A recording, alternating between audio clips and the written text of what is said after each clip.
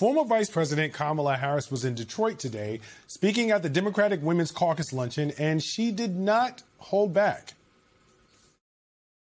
We are dealing with the most corrupt, callous, and incompetent presidential administration in the history of the United States.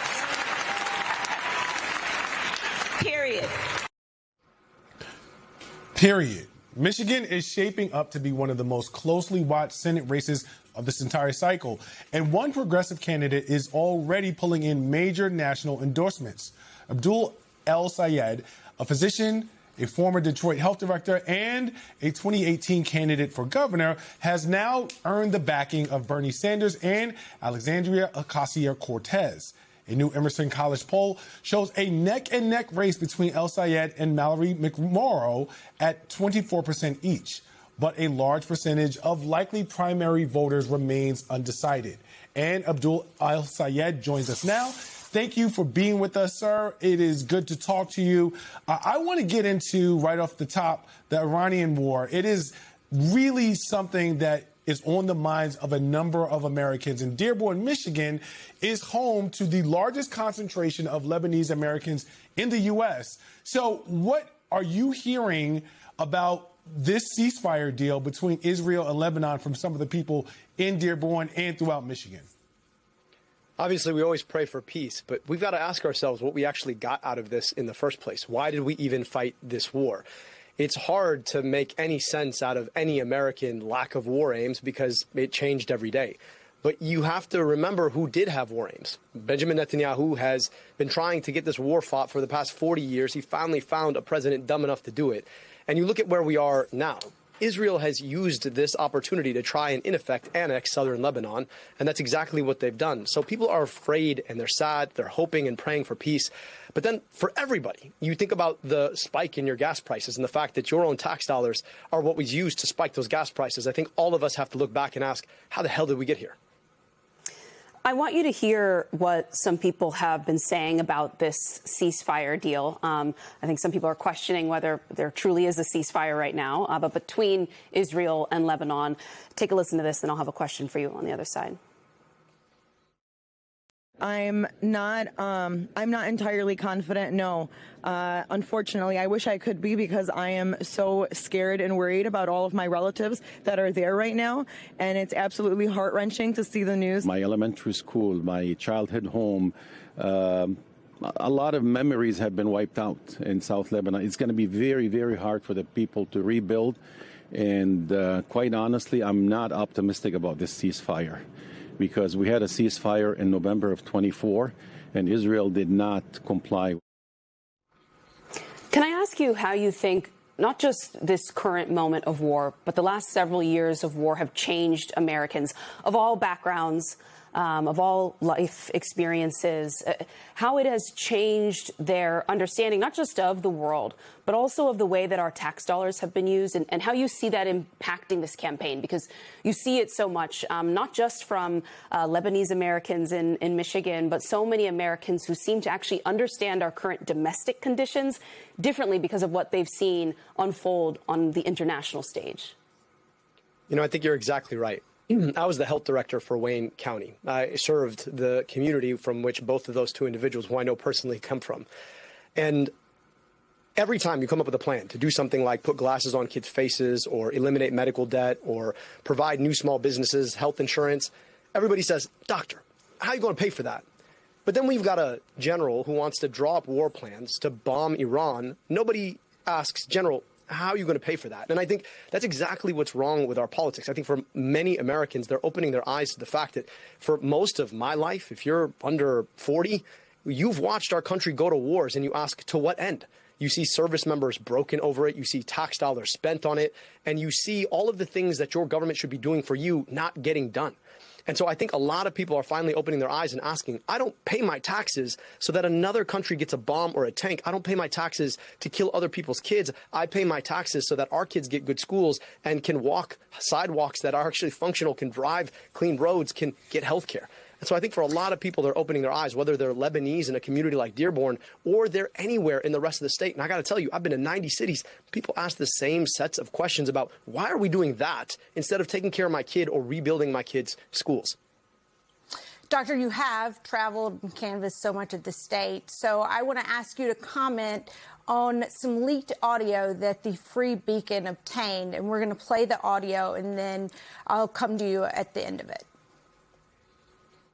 I also want to remind you guys that there are a lot of people in Dearborn who are sad today. So, I just don't want to comment on Khamenei at all. I don't think it's worth even touching that. So, Doctor, this was a day after the strike that killed the supreme leader. And I just want to ask about your political calculation here. What's the constituency in Dearborn that was mourning this assassination? I think anybody in Dearborn or the rest of the state who believes that there's a rule of law was mourning an illegal, unjustifiable war. There are terrible leaders all over the world. The reason why we go after somebody in Venezuela or we go after somebody in Iran, those are open questions when you see the president cavorting with leaders in places like Qatar or places like the UAE and Saudi Arabia. And so I think there are people who are frustrated by the fact that there was no justification for this war. It was entirely illegal because only Congress gets to declare war. And I think everybody is frustrated about the fact that when you go and fill up your gas tank, you're paying $20 more. I think it's important for policymakers to step back and ask, do we just jump in whenever a president tells us that they're making war in our interest? Or do we actually step back and ask, whose interest is this really? Who really benefits from this war? And I think I wanted to make sure that our campaign was not jumping right in like, unfortunately, too many Democrats have, to do this incoherent thing where we're saying, well, if the president's taking us to war, then we have to stand right there with them. But at the same time, it was illegal because you didn't follow the procedure rules. No, it was illegal. It was unjustifiable. It was unethical. It's immoral. It should never have been waged. And so I think more leaders should actually be thinking about how we step in with our morals rather than just to be dictated by whichever way the political winds are flowing. But I'm not asking about the policy, which certainly you're very eloquent about and why you're disagreeing. I'm asking about the political calculation and the choice that you made as a campaign to not weigh in, which earlier in the year, a few days after Charlie Kirk was died, you condemned his speech as xenophobic and hateful and did not hesitate. So what is with it? Is it about what side of the aisle a person is on and who you're willing to risk offending when it comes to how you met out cancel culture? Well, I don't mete out cancel culture, rather well known. I go everywhere, talk to everyone. I condemn what Charlie Kirk said because I thought it was racist and xenophobic. I'll also condemn what the Ayatollah said because he was a dictator on his own people. But the question is about whether or not our government had the right and the justification to assassinate a foreign leader. I think under Trump, we probably all agree that this administration has taken certain proclivities with the rule of law, and that has led to actions in places like Venezuela and Iran that are unjustifiable and unethical. Just because you disagree with somebody doesn't mean that you can assassinate them. That's what international law is supposed to protect from, and that's what I was talking about. So yeah, I disagree with the Ayatollah. I disagree with Charlie Kirk. I'll openly say that in every circumstance. But the question is whether or not that justifies assassination. I don't justify the assassination of Charlie Kirk. What happened to him was wrong. And I don't justify the assassination of a foreign leader without actually following through and making sure you're standing in account with both the laws of our country and international law. Abdul, you were just talking about going everywhere and talking to anyone. And to that end, I do want to ask you about the heat you've taken with respect to the leftist podcaster, Hassan Piker, and folks in the Democratic Party and elsewhere saying that he's made anti-Semitic remarks, he's made racist remarks, this is not someone who you should be associating with. How do you justify or reconcile those types of conversations or those types of connections with your campaign and your candidacy with the need for Democrats to be able to reach audiences and voters that perhaps in 2024 they could not motivate to the polls? Well, I'm just taking the lesson from 2024. There are two lessons there. The first one was Vice President Kamala Harris invited Hasan Piker to stream from the DNC. He went at the invitation of the vice president running for president at the time. I basically did the same thing. But the second lesson I took is that maybe we were not aggressive enough at making sure that we were reaching out to voters we could engage with. I understand that folks are frustrated about things that Hasan Piker has said. I don't agree with everything he said. I don't agree with everything you've said. I don't agree with everything anyone has said. That's just the nature of human interactions. But he has a very large platform. He talks to a lot of folks who feel locked out of our political system. And I think if we want to win elections, we have to figure out how to provide them an on-ramp back into our politics. So it's important for me to make sure that we're not locking out a whole segment of people who get their news from somebody like Hasan, and making sure that we're engaging with that platform. So I go everywhere and talk to everybody. In fact, the day that we had Hasan Piker in Michigan, I started my day on Fox and Friends.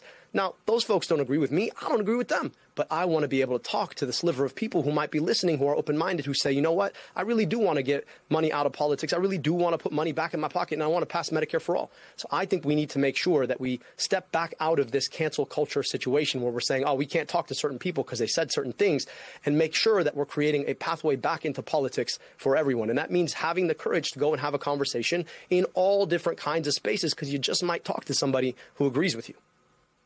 I want to go back to policy for a moment with the bit of time that we have left with you. As we mentioned before, you're a physician, public health expert, and you've been running on a platform that includes Medicare for All. I think a moment ago I saw a Medicare for All book somewhere in the background of your shot, actually. And so I want to get your take on how that message, that movement is going over in Michigan, a state that many people view as, it's a very competitive, often kind of purpley state. You would think that there are in some parts of your state voters who that's a message they might not feel as comfortable with. And so when you look at the makeup of communities in Michigan, when you also just think about the current conditions in Congress right now, do you truly believe Medicare for All is viable? Yes, absolutely. I'm proud actually to have co-written that book. And the reason I know it's viable is because I've taken this campaign all over the state. I was in Houghton, which is in the Upper Peninsula's Upper Peninsula. And we had 100 people in a room, many of whom voted for Donald Trump, who were there to have a conversation about what it means to guarantee health care. I think we do a disservice to our politics when we analyze it in this left-right frame and then try to fit people in the middle. That's not how the world works. People have all kinds of different opinions. I had a guy come up to me and said, you know, I don't like you very much. I said, oh, I'm sorry, I like you. He's like, I know. And it seems like you really want me to have health care. I said, I do. He's like, that's why I'm going to vote for you. So at the end of the day, I think it's important for us to make sure that we're having conversations about what the world could look like. We need a galvanizing ideal that brings people to the table about what they want. And right now, people are being destroyed by our healthcare system.